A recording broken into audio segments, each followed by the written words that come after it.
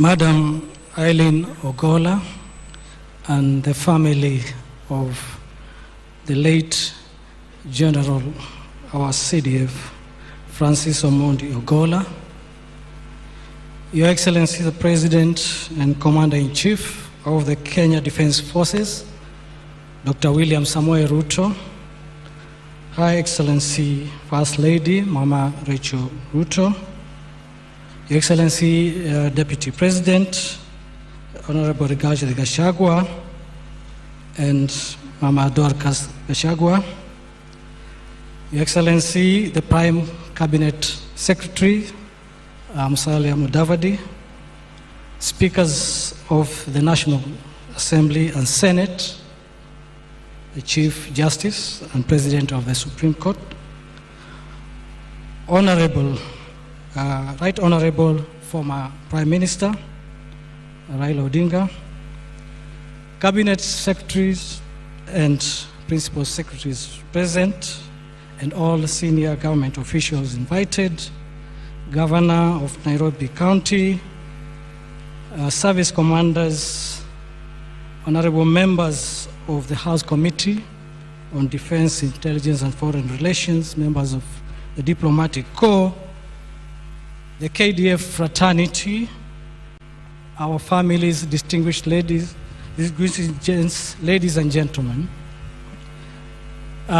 It is with great sorrow and great sense of loss that we have gathered at this stadium, which was very dear to our departed CDF. I take this opportunity, Your Excellency, on behalf of the Kenya Defense Forces fraternity, both those that are here and those that are in our peacetime locations, and our troops that are deployed all around the country and beyond, to convey a deep message of condolence to the family of our departed leader. Your Excellency, I also take this opportunity to convey those condolences as well to yourself, members of the National Security Council, and all the leadership in the security sector for this loss. Let me thank you, Your Excellency, and through you the entire nation for standing with us, the KDF family, during this moment of great loss. Not only did we lose our CDF, but we lost 9 others, general officers, and service members in the tragic air accident that happened. Your Excellency, we have also received support messages of comfort and condolences from far and beyond. General Ogola, and I do not need to really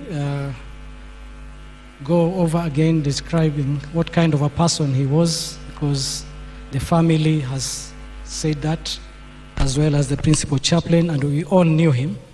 But he had many friends within the security establishments, both in the region and through his engagements externally. We've received messages, and I'll just mention a few. The Chief of Defense Staff of India, his friend, the Chief of Defense Staff of Sri Lanka, whom he had invited here recently, and we learnt, or rather shared, a lot of ideas in terms of the kind of engagements that we are engaged in in dealing with the threats that confront our republic.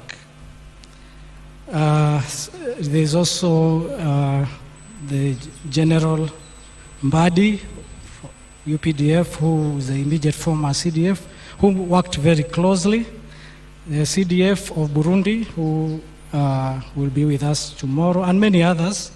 But presently here, sir, we have General Gatechu Selbina, the DMI of Ethiopia, representing Field Marshal Birhan Jula of Ethiopia, who, if you recall, sir, he was here also recently as a guest of our departed CDF. We also have the Commander of Land Forces of the Republic of Rwanda, Defense Forces, representing the Rwanda CDF. Your Excellency, also allow me to acknowledge with us retired CDFs of Kenya. We have retired General Kibochi, retired General Karangi, and retired CGS General Jeremiah Kianga, and many other retired both officers, general officers, and service members who are all here to show solidarity and to send off our general. Your Excellency, today you have noticed that we are all conducting this ceremony dressed in combat uniform. This is in honor of our general who died in the operation area conducting operational duties in the North Rift.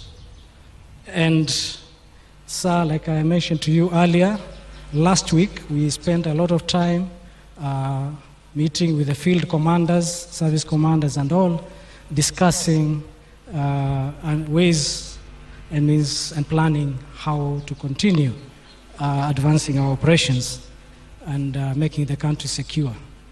After he was briefed on the situation in the North Rift, he tasked General Keter to look for resources to complete the task that you had given him, and told us that, actually he told me, wewe baki kwa ofisi, angalia mambo ya ofisi, next week, kuanzia next week, mimi nitakuwa kwa field. And his intention was to visit North Rift. After that, our troops in close operations, theaters, and within Somalia, just to reinvigorate and to continue giving the spirit of warriorship to our soldiers. We accept the will of God.